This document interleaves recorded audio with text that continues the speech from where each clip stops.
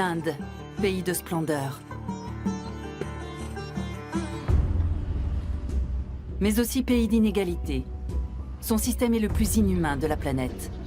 Il fonctionne par caste, comme au Moyen-Âge. L'Inde, pays de modernité.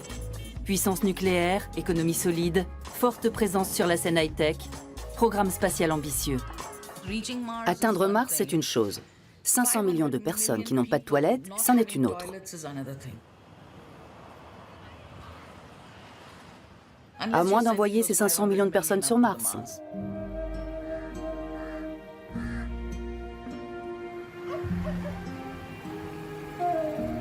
L'Inde, 4e économie mondiale, noyée dans un océan de pauvreté. La patrie de Gandhi, dit le Mahatma, la grande âme. Un pays grand comme un continent, peuplé d'1,2 milliard d'habitants, soit 1/6 de la population mondiale. En Inde, après un certain âge, les femmes sont parfois considérées comme des déesses. Avant, ce sont des catins.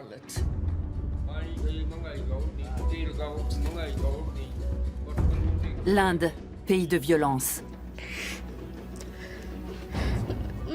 Des millions de femmes sont victimes d'humiliation. Torture et meurtre font partie de leur quotidien.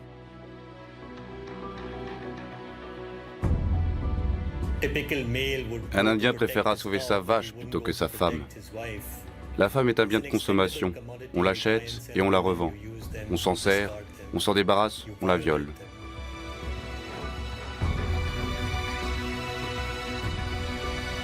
L'Inde, pays de spiritualité et de croyance. Mais aussi pays de conflits religieux et de violences intercommunautaires. On utilise la religion comme une arme pour diviser la société. On accuse les Britanniques d'avoir divisé pour mieux régner et aujourd'hui on fait la même chose avec notre propre peuple.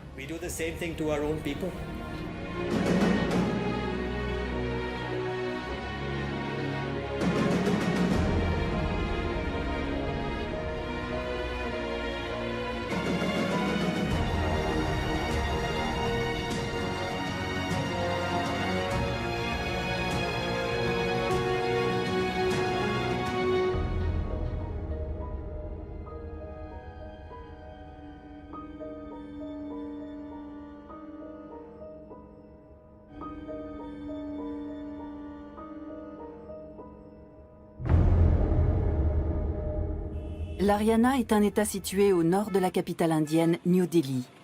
C'est l'État où l'on recense le plus de violences contre les femmes en Inde. La ville d'Hisar se trouve à 4 heures de route de Delhi. C'est une ville de province, happée par le progrès après la libéralisation du marché dans les années 90.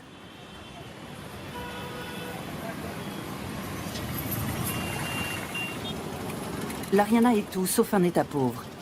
Mais si le progrès est devenu la carte de visite de l'Inde officielle, dans l'esprit des gens, les mentalités n'ont guère évolué.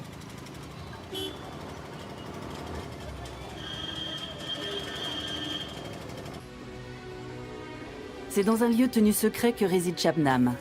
Depuis qu'elle a fui son village, cette lycéenne vit cachée.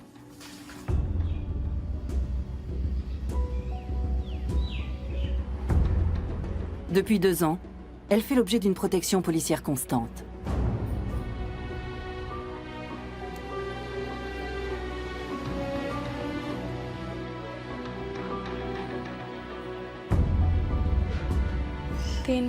Dans 3 mois, 2 assassins qui ont été condamnés seront libérés. Ils ont déjà commis 20 meurtres et ils purgent actuellement leur peine. Ils ont été chargés de me tuer.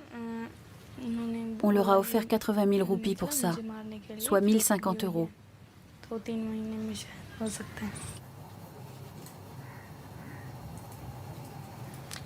À moi, on m'a proposé 20 millions de roupies, soit 26 000 €, pour que je retire ma plainte. Les parents des violeurs de Shabnam ont tenté d'acheter son silence pour empêcher le procès. Elle avait 15 ans lorsqu'elle a été violée par 8 hommes.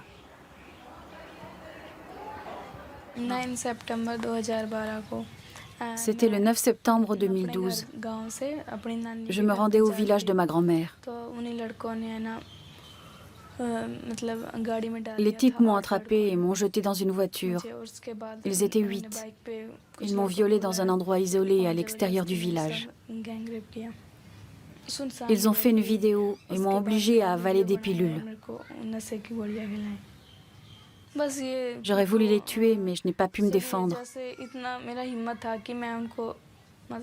L'un d'entre eux a mis sa main sur ma bouche. Un autre m'a tenu les mains et 2 autres les jambes. Cette image de l'Inde est très loin de celle d'une société évoluée, d'un pays avec une longue tradition historique, une culture riche, de belles chansons, de la musique, de la danse, des couleurs, une riche littérature, etc. L'Inde d'aujourd'hui, l'Inde contemporaine, est une société barbare. C'est une société brutale, très cruelle envers les plus faibles et les plus démunis. Elle est cruelle envers les intouchables, les pauvres, les femmes, les enfants, les ouvriers. De manière générale, envers quiconque se trouve dans une position légèrement inférieure. L'usage de la force et de la violence envers ces personnes peut atteindre des extrêmes. Cela fait partie de notre culture indienne contemporaine. C'est ça l'Inde moderne. Colin Gonsalves est l'un des avocats de la Cour suprême. Il est également le fondateur de l'organisation Human Rights Law Network, un réseau national d'avocats dont le siège se trouve à New Delhi et qui défend bénévolement les pauvres. Il voit défiler des milliers de cas similaires à celui de Shabnam.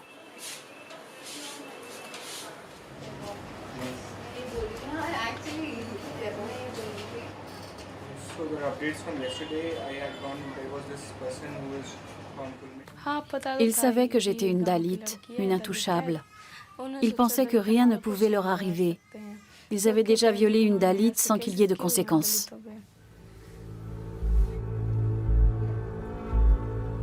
Shabnam est né ici, dans le village de Dabra.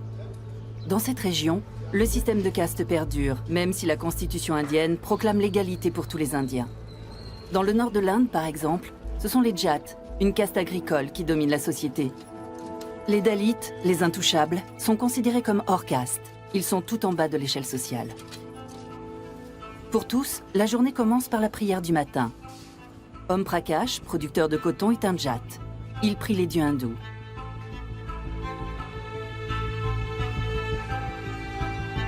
Kitabo Kumar vit quelques rues plus loin. C'est une Dalit. Elle aussi prie les dieux hindous. Tous deux partagent la même religion, mais le système de caste les sépare. Les Jats sont de riches fermiers. Ils possèdent des terres, des tracteurs. Les Dalits travaillent pour les Jats, dans leurs champs ou dans leurs maisons. Les Jats détiennent le pouvoir et dictent les règles.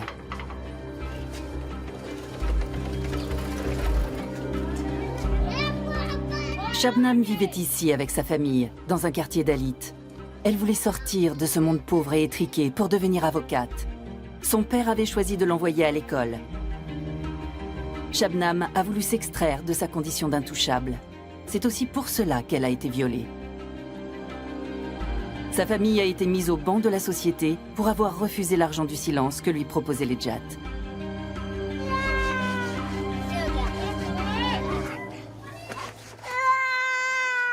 Au village, c'est le Jati Panchayat, le conseil des anciens, qui a le dernier mot. Lui aussi est dirigé par des Jats. Les caméras y sont interdites.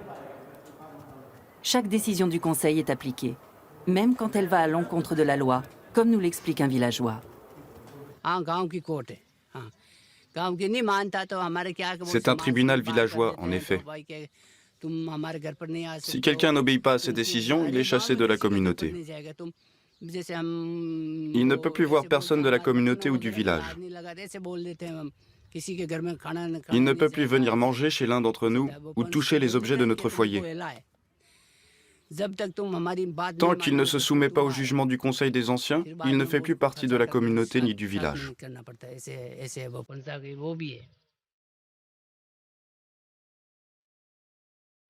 La maison des parents de Shabnam, aujourd'hui à l'abandon.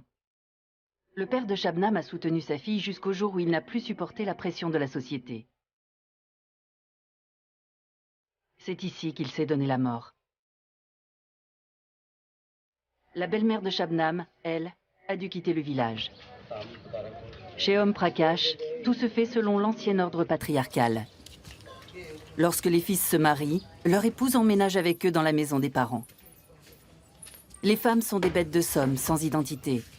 C'est ce qu'enseigne l'épouse d'Om Prakash, Reshma, à ses belles-filles.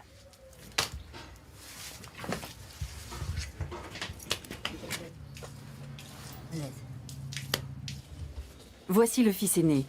Son plus jeune frère est en prison. C'est l'un des violeurs de Shabnam. Son père Om Prakash et sa mère Reshma contestent sa culpabilité. L'image traditionnelle de la femme étant ce qu'elle est, pour eux c'est la victime qui est coupable.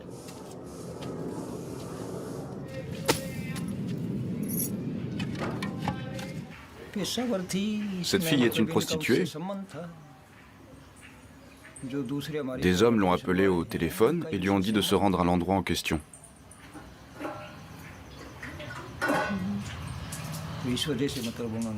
Nos garçons travaillaient au champ.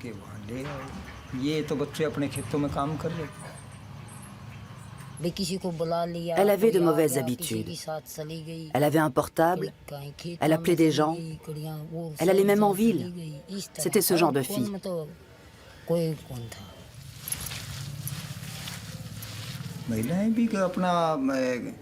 Une jeune fille bien doit s'occuper du ménage, passer du temps en bonne compagnie et respecter les aînés.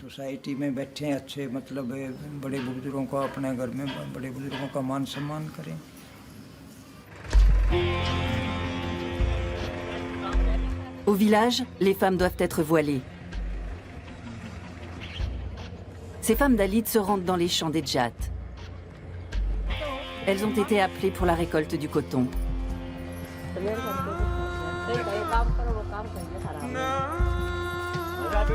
Leurs enfants les accompagnent. Les Dalits ne possèdent aucune terre, une véritable malédiction dans l'Inde rurale. Ramesh Kumar le sait mieux que personne. Dalit et travailleur social, il est le seul de son village à plaider pour les droits de sa communauté.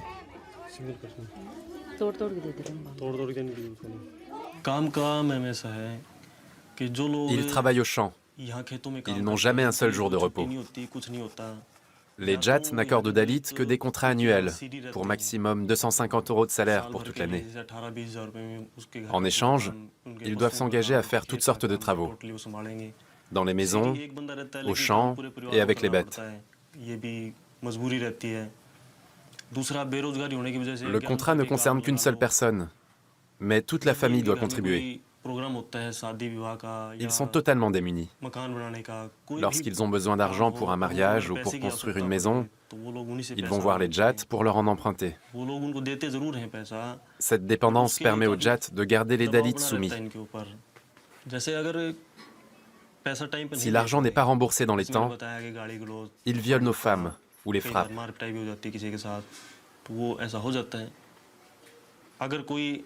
Et même si un policier veut appliquer la loi, les Jats ne le laissent pas faire.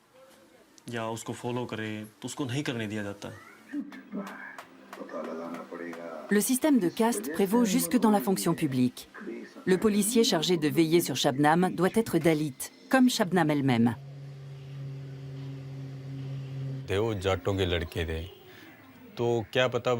Les criminels sont tous des Jats. Si un policier Jat était là à ma place, les coupables pourraient tenter de l'influencer pour qu'il emmène Shabnam quelque part et qu'il puisse la violer ou même la tuer. Pour empêcher ça, le tribunal a décidé que je devais m'occuper de sa protection parce que je suis Dalit, comme elle.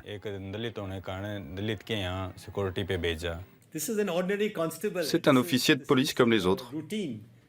C'est de la discrimination ordinaire. Les gens qui ont réussi retournent dans leur village. Mais est-ce que pour autant ils peuvent utiliser la même fontaine que les personnes qui appartiennent aux castes élevées? Est-ce qu'ils peuvent se baigner dans les mêmes bassins que les castes élevées? S'ils font ça, c'est la décapitation assurée. Qu'ils soient professeurs ou avocats, c'est la décapitation assurée. C'est une réalité.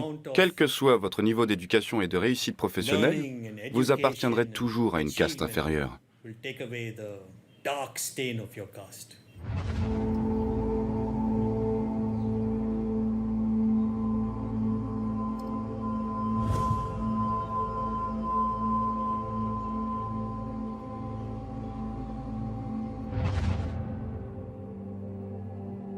À seulement une demi-heure d'avion de la capitale New Delhi se trouve Lucknow, la métropole de l'État d'Uttar Pradesh, située dans le nord-est du pays.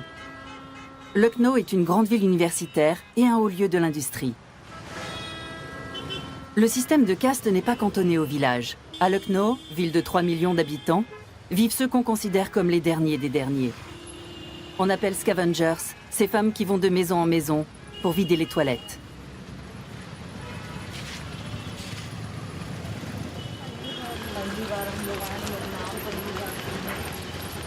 C'est ce que font Anita Kumar et sa mère Zanti.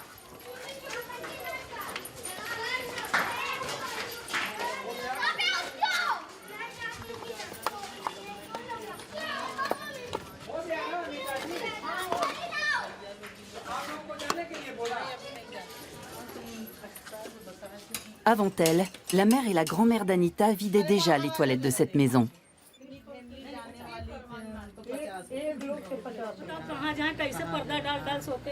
Depuis l'âge de 4 ans, Anita accompagne sa mère dans cette rebutante corvée qui se transmet de génération en génération. 7 personnes vivent ici, dont plusieurs enfants, et il n'y a pas de latrine, même rudimentaire. Les besoins se font dans un coin de la cour intérieure, ouvert vers l'extérieur, afin que les scavengers y aient accès. Nous n'avons pas les moyens de faire installer des WC. Nous fabriquons des guirlandes de fleurs que nous vendons aux fidèles dans les temples. 2 roupies le kilo, soit 1 demi-centime d'euro. Ça nous suffit à peine pour manger.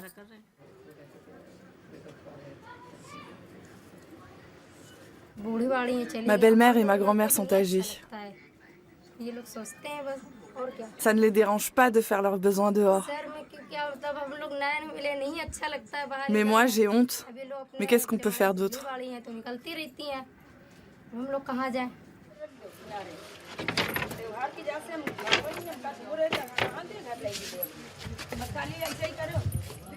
Anita continue sa tournée des latrines.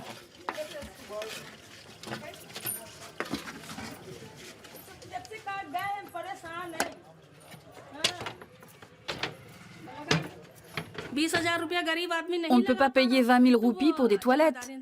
Ça fait 260 euros.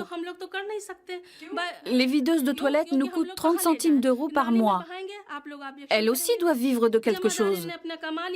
Qu'est-ce que vous voulez qu'on fasse de nos excréments sinon? Si on les jette dans le caniveau, on va avoir des problèmes. Dans ce quartier, il n'y a pas de canalisation. Eau usée et immondices circulent dans des canaux ouverts en bordure de rue.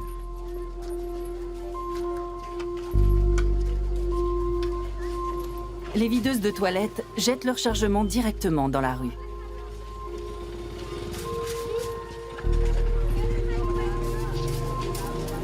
Ces tas d'immondices sont omniprésents dans les villes indiennes, y compris au cœur des quartiers résidentiels. C'est ici que les gens viennent se débarrasser de leurs déchets ménagers.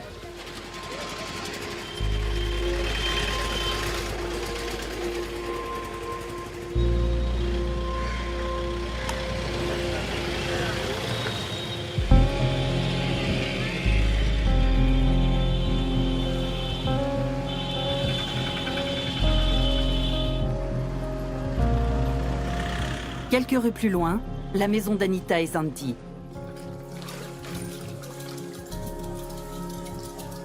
Tous les intouchables ne sont pas égaux entre eux. Leur nom est le meilleur indice pour les situer dans la hiérarchie des communautés pauvres.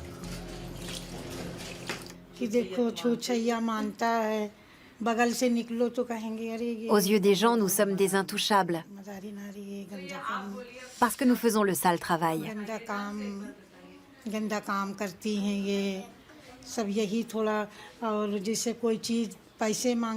Quand les gens nous paient, il arrive qu'ils jettent l'argent par terre. Et après, il nous ordonne de le ramasser.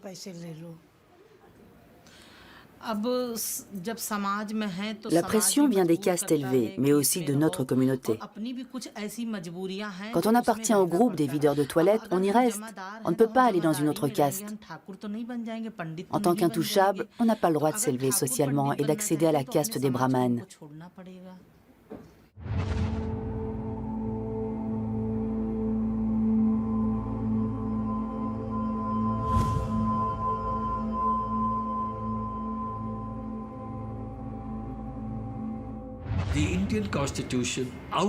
La constitution indienne interdit la discrimination fondée sur les castes sans condamner le système de castes pour autant. On pointe du doigt la discrimination fondée sur les castes, mais on n'est pas prêt à dire que l'existence des castes est néfaste. Tout simplement parce que ce système est étroitement lié à l'hindouisme.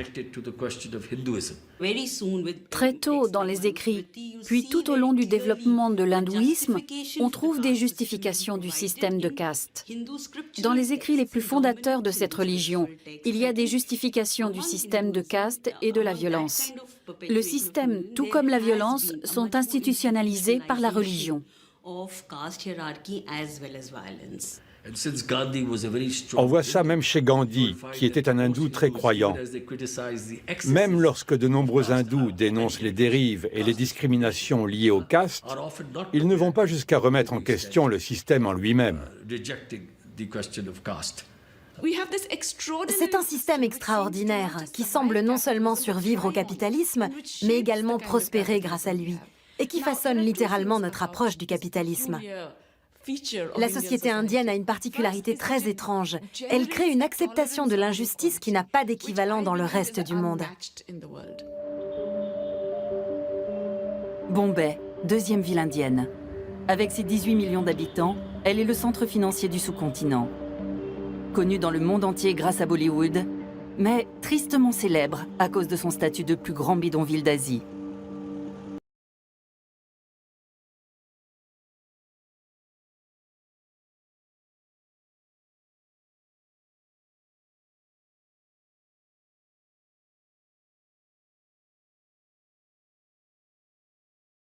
En quête de travail et de pain.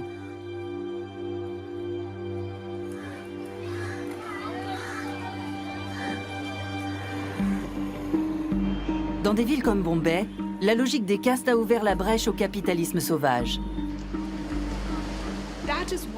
C'est à cause de ce système que les familles des classes moyennes peuvent employer chez eux des enfants de couche sociale inférieure et les persécuter de la pire façon qui soit, et cela en toute bonne conscience.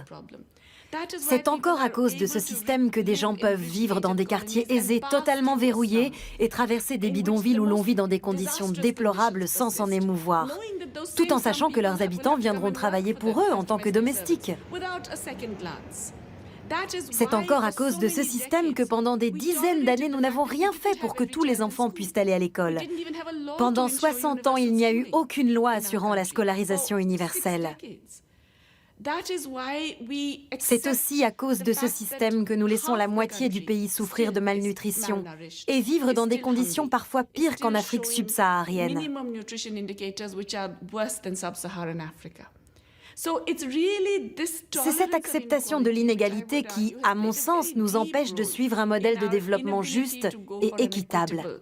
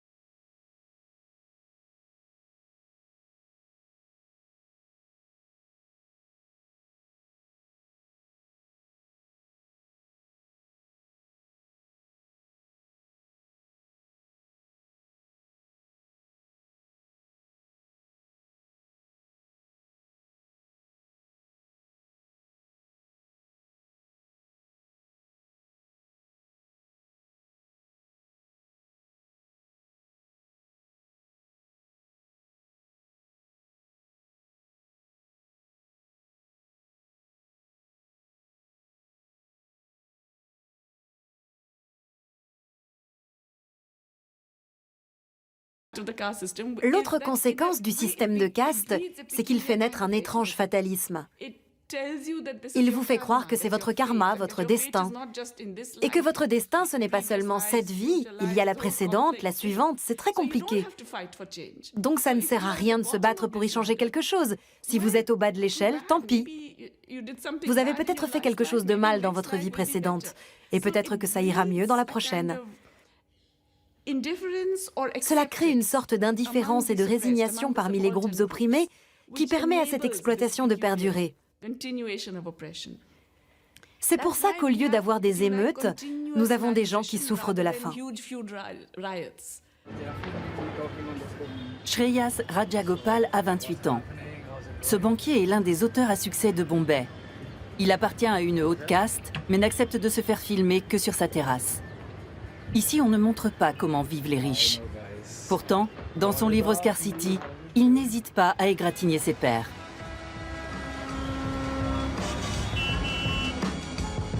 Son roman dépeint la débauche d'une jeunesse dorée indienne, devenue apathique à force d'oisiveté. Les villas des parents servent de théâtre à leurs fêtes dantesques, avec tous les excès que cela implique. Drogue, alcool, viol, parfois suicide. Le désœuvrement fait des ravages chez ces riches qui ne constituent que 1% de la population. Shreyas explique que dans Scarcity, il n'a fait que décrire la réalité.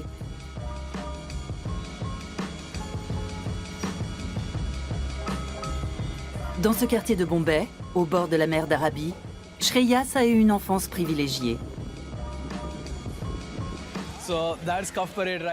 Ça, c'est Cuff Parade, l'un des quartiers les plus riches de Bombay. Ici, les appartements coûtent entre 5 et 10 millions de dollars. Juste à côté, il y a un immense bidonville. À l'origine, il était habité par des ouvriers immigrés venus ici pour construire ces bâtiments. Une fois les chantiers terminés, ils sont restés. Les riches qui vivent à Cuff Parade continuent à profiter de cette main-d'œuvre. Tous leurs domestiques viennent du bidonville. En fait, ils aident les riches à maintenir leur train de vie. Par contre, si on parle d'eux aux riches, ils vous diront à quel point le bidonville leur gâche la vue sur la mer. Une fois par jour, les habitants du bidonville ont de l'eau pendant 1 heure. Dans ces baraquements, il n'y a ni eau courante, ni infrastructure. Même s'il dénonce les riches dans son livre, le jeune banquier ne montre aucune empathie à l'égard des pauvres.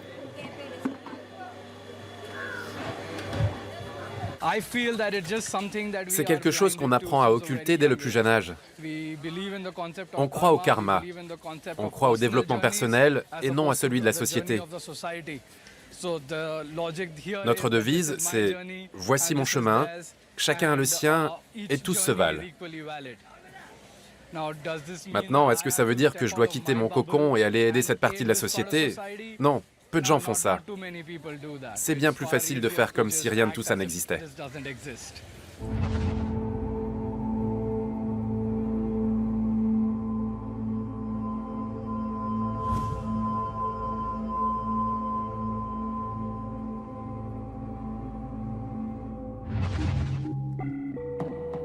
Au sud-ouest de Delhi, l'État du Gujarat et sa capitale, Ahmedabad.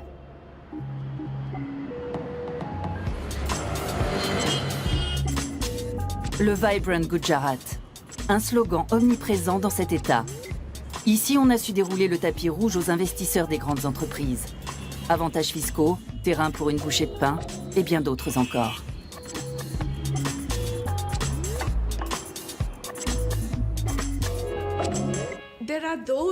Certains s'étonnent de ce paradoxe. Nous avons de la croissance, mais les conditions de vie d'une bonne moitié de notre population ne se sont pas améliorées pour autant. Au contraire, la situation est de plus en plus explosive, dangereuse, et les gens sont de plus en plus désespérés.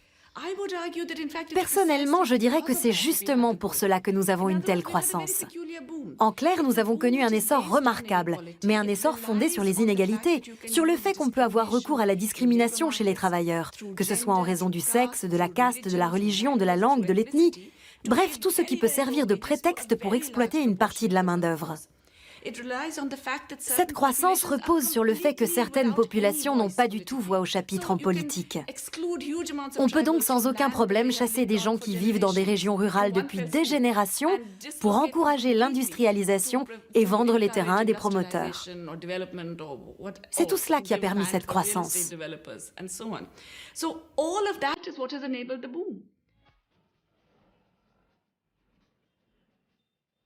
Le Gujarat est l'État le plus riche d'Inde, et cela grâce à un homme, le nationaliste hindou Narendra Modi.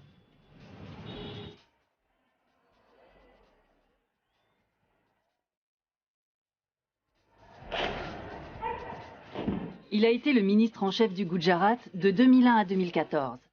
C'est lui, l'inventeur du Vibrant Gujarat.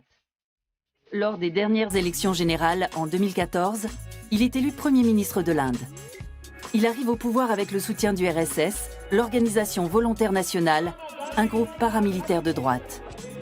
Aujourd'hui, il veut que l'Inde tout entière suive l'exemple du Gujarat et promet à ses concitoyens de l'emploi, des toilettes d'abord et des temples ensuite, mais aussi un compte bancaire pour chacun. La capitale du Gujarat, Ahmedabad, est le centre industriel de l'État fédéré. Ici, la croissance va toujours bon train. Tout près, les bidonvilles, eux aussi, grandissent de manière exponentielle. Les ouvriers du bâtiment qui vivent ici sont originaires des 4 coins du pays. C'est la pauvreté qui nous y oblige. Être agriculteur ne suffit pas pour vivre. Pour ne pas mourir de faim, nous sommes venus ici pour gagner 100 roupies par jour, à peu près 1,20 €.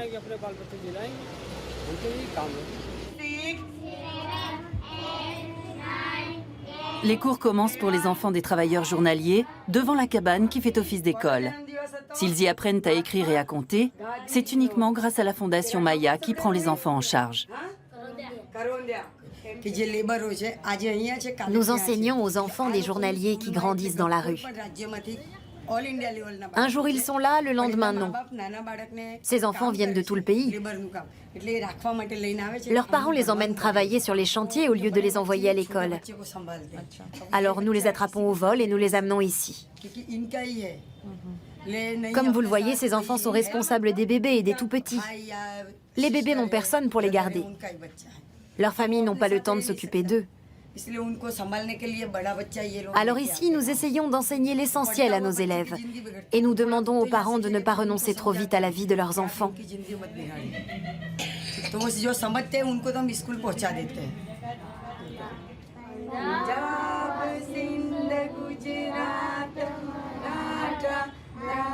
À la fin des cours, les enfants entonnent l'hymne national indien. Inde, ton nom soulève les cœurs. Voilà ce que disent ces paroles.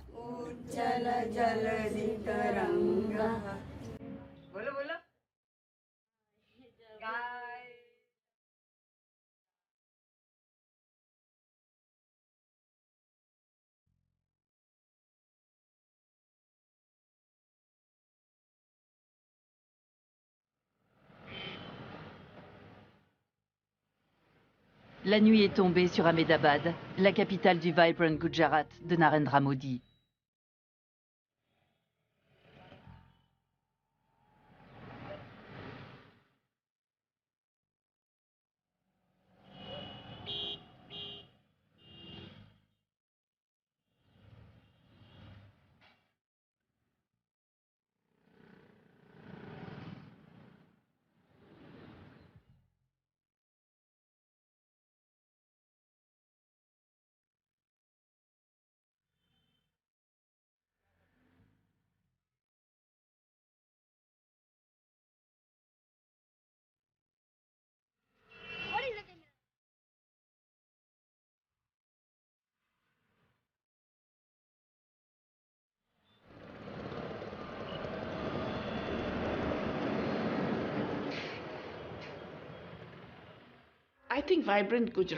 Pour moi, le fameux Vibrant Gujarat est un scénario d'horreur.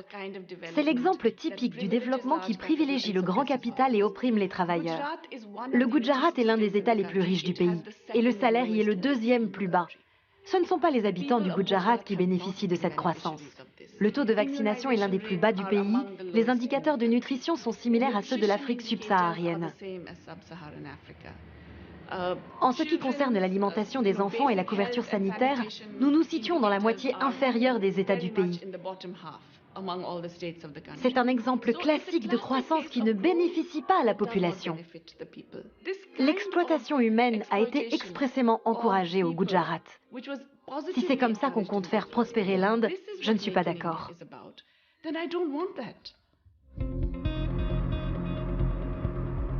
Bombay. Dans sa propre ville, Testa Setalvad est surveillé 24 heures sur 24 par un policier en uniforme et un autre en civil.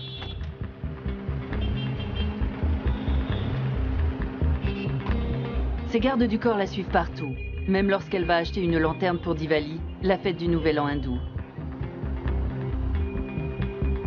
Testa Setalvad est hindoue. Elle appartient à la caste des brahmanes, la plus élevée. Elle a épousé un musulman. Les musulmans constituent la plus grande minorité religieuse d'Inde, soit 180 millions de personnes. En 2002, le Gujarat a été le théâtre d'un pogrom anti-musulman. Depuis, la célèbre journaliste mène une lutte sans relâche pour les droits des musulmans, pour la justice.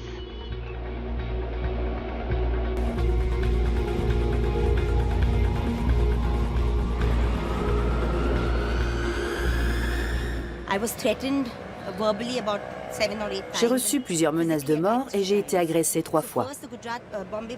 C'est pour ça que je suis protégée par la police. Mais les menaces n'ont fait qu'empirer. Alors la Cour suprême a décidé que 570 témoins du pogrom de Gujarat, dont moi, se verraient attribuer une escorte paramilitaire.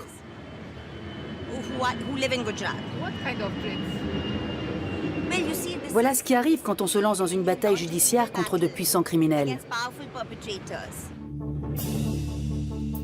Des images du pogrom de 2002 à Ahmedabad, la capitale du Gujarat. L'élément déclencheur, l'incendie d'un train qui transporte des pèlerins hindous de retour à Ahmedabad. 59 hindous y trouvent la mort.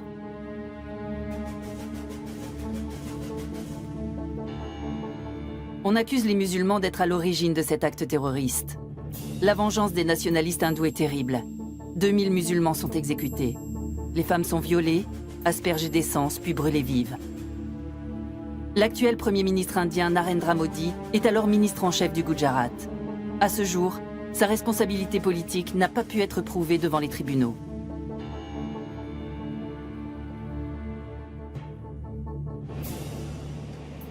L'organisation de Testa Setalvad se bat pour que la vérité soit faite. La journaliste s'est elle-même portée partie civile lors de nombreux procès, y compris contre le Premier ministre Narendra Modi. Lorsque ce dernier a été relaxé, elle s'est tournée vers la plus haute instance judiciaire.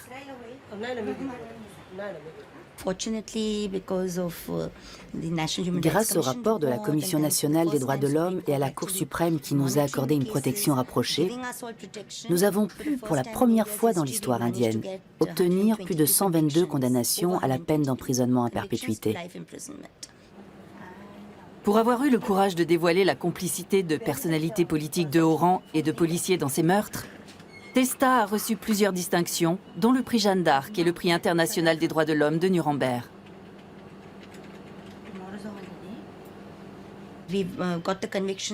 Les condamnations ont eu lieu en première instance, mais les criminels sont très puissants. Et ils ont le soutien d'organisations au pouvoir. Le parti du Premier ministre est au pouvoir non seulement à Delhi, mais aussi au Gujarat, et maintenant dans l'État du Maharashtra. Ils feront tout ce qu'ils pourront pour être acquittés en cour d'appel. Ça ne sera pas facile et ça va certainement coûter très cher à certains d'entre nous. Ils sont capables de tout. À Ahmedabad, les hindous vivent à gauche de cette rue, les musulmans à droite, dans des ghettos.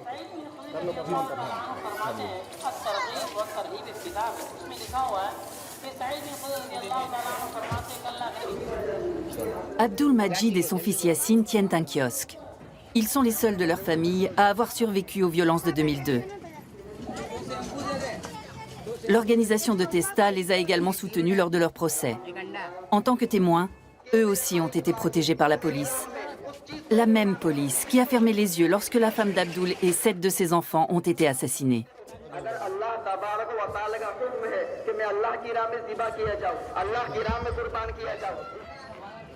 और वो देखा है Mon fils a tout vu. Il les a vus brûler sa mère, ses petites sœurs, ses grandes sœurs, son frère aîné et ses 2 autres frères. Lui aussi a été gravement brûlé. Entendre les cris de quelqu'un qui meurt brûlé vif, ça a été un choc pour lui. D'ailleurs, il est incapable d'en parler. Ils ont dit « tuez ces bâtards ». Ensuite, ils ont versé de l'essence sur la mosquée et y ont mis feu. Puis ils sont arrivés chez nous en criant. Et nous nous sommes enfuis par la porte de derrière. Il y avait des flammes partout. Et lorsque j'ai voulu sauver ma famille, ils m'ont frappé avec une épée.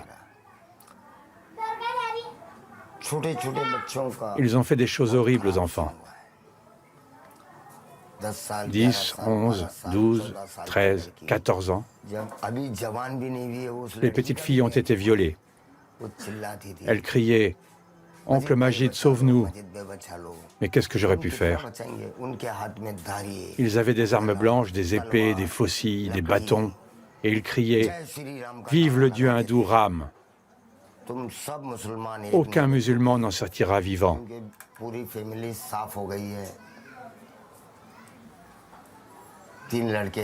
Toute ma famille a été décimée.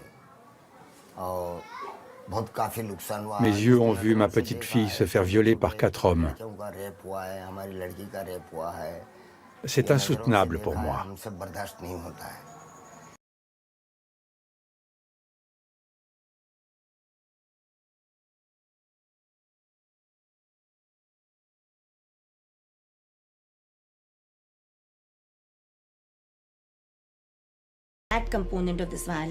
La violence perpétrée contre les femmes a été particulièrement brutale. Ça ne s'est pas passé de nuit. Elles n'ont pas été enlevées pour être violées dans une forêt. C'étaient des viols collectifs qui ont eu lieu en plein jour, sous les yeux du voisinage, dans la volonté d'humilier toute une communauté.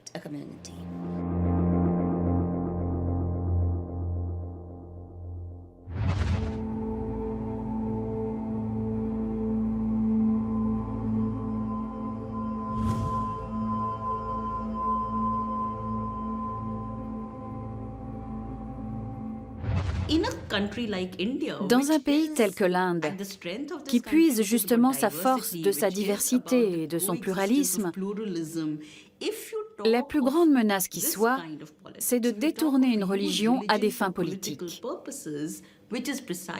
Et c'est exactement ce que font les nationalistes hindous. En Inde, c'est un danger encore plus grand que le terrorisme, selon moi. Les nationalistes hindous se servent des castes, de la religion, du corps des femmes pour manipuler l'opinion publique.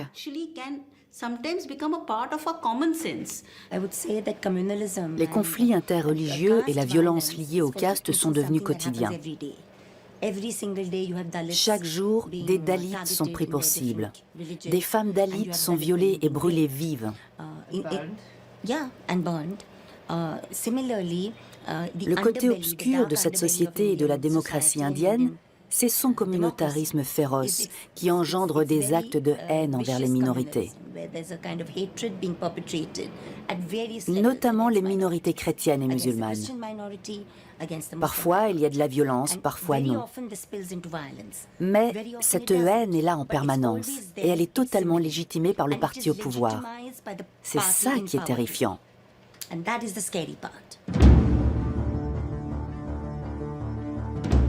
La présence des musulmans en Inde remonte au XVIe siècle.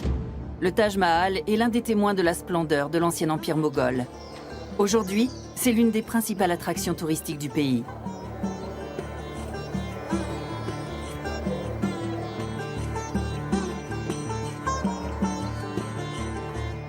D'autres vestiges de l'empire moghol. Jusqu'au XIXe siècle, les grands Moghols ont par moments régné sur la totalité du sous-continent.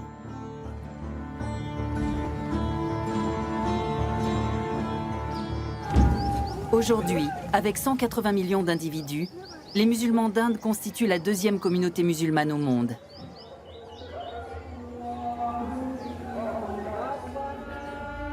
L'État d'Uttar Pradesh. C'est ici que se trouve Ayodhya, l'une des 7 cités saintes des hindous. Ici aussi, les deux communautés se côtoient, mais la cohabitation se fait de plus en plus difficile.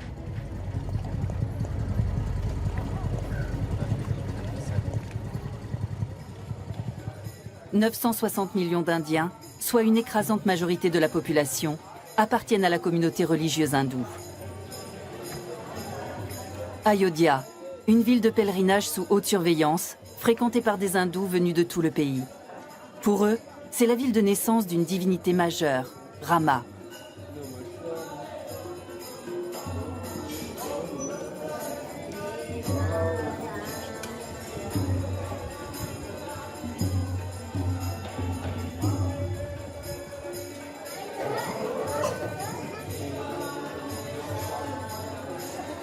En 1992, un conflit éclate dans la ville d'Ayodhya qui continue d'alimenter l'hostilité entre hindous et musulmans.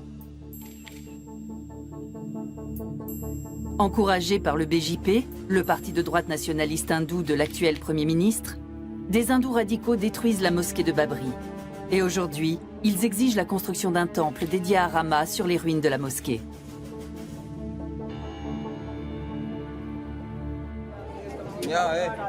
Le site fait l'objet d'une étroite surveillance. Il est interdit de s'y rendre avec des caméras. À tout instant, le conflit qui a mené aux violences du Gujarat peut se reproduire.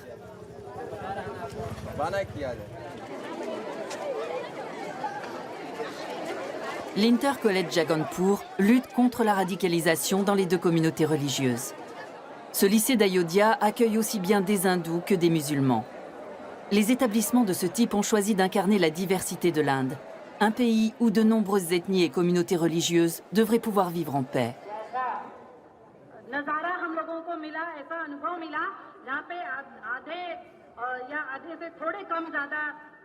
Dans toutes les villes saintes, la journaliste plaide pour une cohabitation pacifique entre les deux groupes religieux.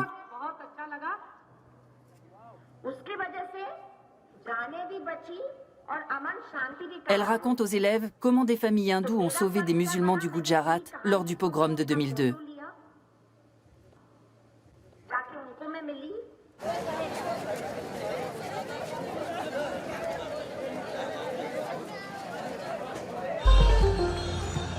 À seulement 4 heures de route d'Ayodhya se trouve Varanasi, au bord du Gange, la plus sainte de toutes les villes hindoues.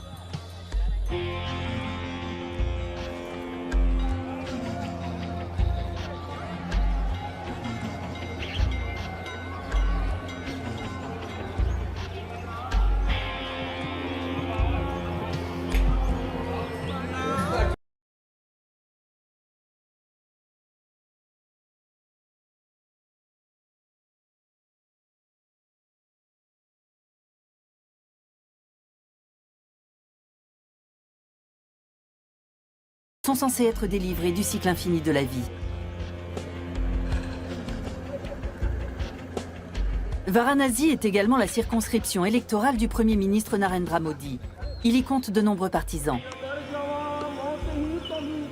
Séance de sport matinale pour le RSS, organisation fondée sur le bénévolat, véritable maison mère de l'ultranationalisme hindou.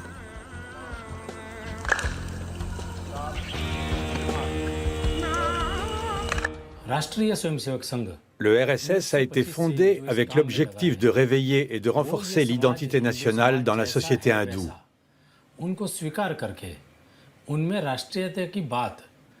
Faire grandir ce sentiment, c'est permettre à la nation de se développer. C'est en cela que croit la famille nationale hindoue. La nation a tout ce qu'il lui faut, il ne manque que le réveil de sa fierté identitaire. Des bâtons pour l'ordre et la discipline, au nom de la nation. Chaque année, lors de son grand congrès, le RSS fait démonstration de sa force et de sa grandeur. C'est dans les rangs de l'organisation que Narendra Modi a fait ses armes, en tant qu'organisateur et propagandiste. Selon ses détracteurs, son parti du peuple indien, le BJP, serait parfaitement interchangeable avec le RSS. Nous manquons de fierté nationale, la fierté d'être hindou. C'est ça la mission du RSS.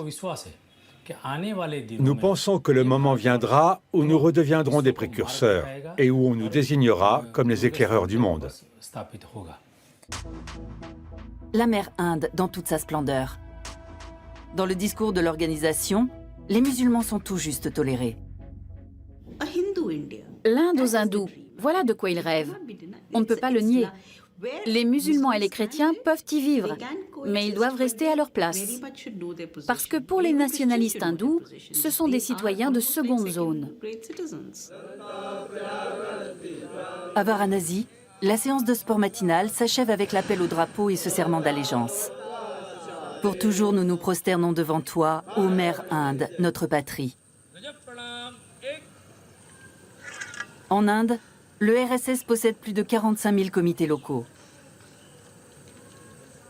Ils ne sont ni traditionnels ni religieux. C'est une organisation suprémaciste. Ce qu'ils aimeraient, c'est voir l'État indien devenir un État hindou. Leur modèle, c'est l'Italie de Mussolini et l'Allemagne d'Hitler.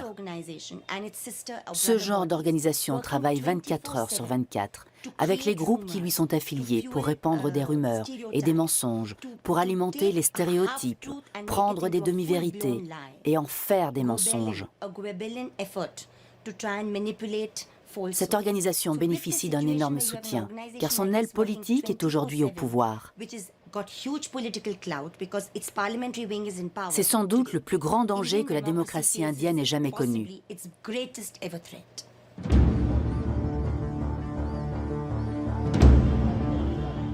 L'Inde, écartelée entre une constitution moderne et un système inégalitaire.